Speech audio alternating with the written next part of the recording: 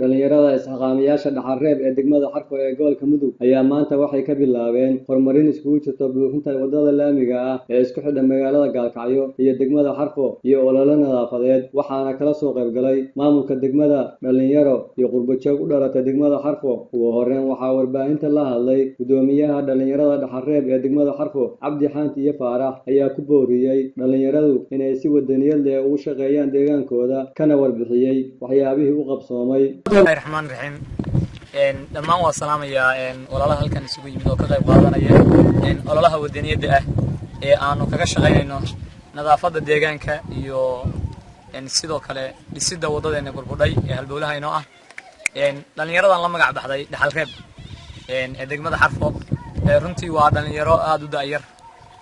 oo gartay in ay ka shaqeeyaan danahooda ayagoo aan cidna wax uga doonayn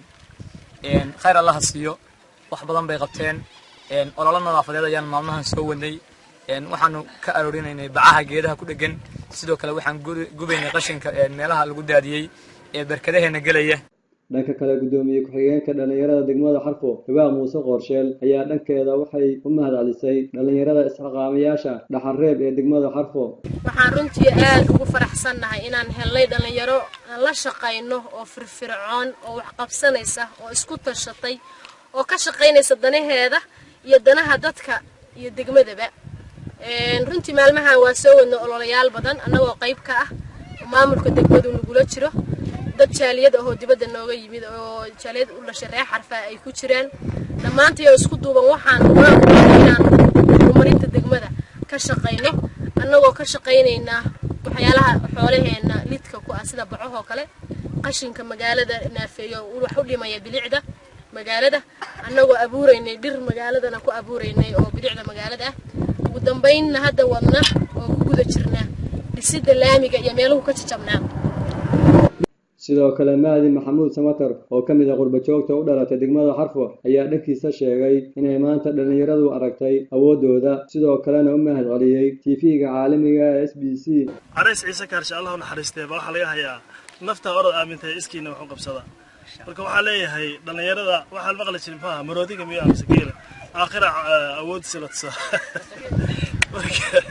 marka maanta ilaahay awoodeena hardo ina tusay inaynu wax qabsan karno inaynu maanta u taaganahay ilaa iyo maalmahan oo dhan dhalinyaradu u taagnaayeen hawlaha kala gedisan oo farax badan waxaan kaloo rabaa inaan mahadnaq ballaaran u jeediyo TV-ga SBC oo u taagan inuu ifiyo bulshada u ifiyo meel kasta magaalo weyn tuulo baadiye meel kasta waxyaalaha dhaxalgalka ummadda u ah oo la qabanayo inuu tuso ummadda kale oo ugu dambeyntii gudoomiye ku-xigeenka degmada Xarfo ahna kusimaha gudoomiyaha degmada Xarfo Cabdullaahi Cabdisalaan Xasan ayaa sheegay inay ka maamul ahaan la shaqeynayaan dhalinyarada isxaqaamiyaasha dhaxal-reeb ee degmada Xarfo degmada Xarfo ay noqoto dhalinyarada ay hore u kacaan maantana la shaqeynay sida u muuqataan dhalinyarada la shaqeynay ilaa shan la shaqeynay aad iyo aad baan uga mahadcelinayaa iyo TV-ga SBC oo u soo bandhigaya bulshada inay wax qabsan karaan daan u soo dhaadhaco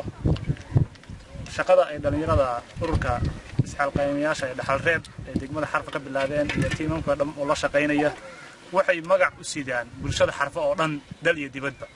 dhalinyarada isxaqaamiyaasha dhaxal-reeb ee degmada Xarfo ayaa waxaa la filayaa inay wax badan ka bedeli doonaan horumarinta degmada Xarfo iyo wadooyinka iyo bilicda degmada waxayna ku mashquulsan yihiin sidii degmada Xarfo ee uga dhigi lahaayeen degmooyinka ugu bilicda quruxsan deegaamada Puntland Mawlid Maxamed Kooshin warbaahinta SBC degmada Buurtinle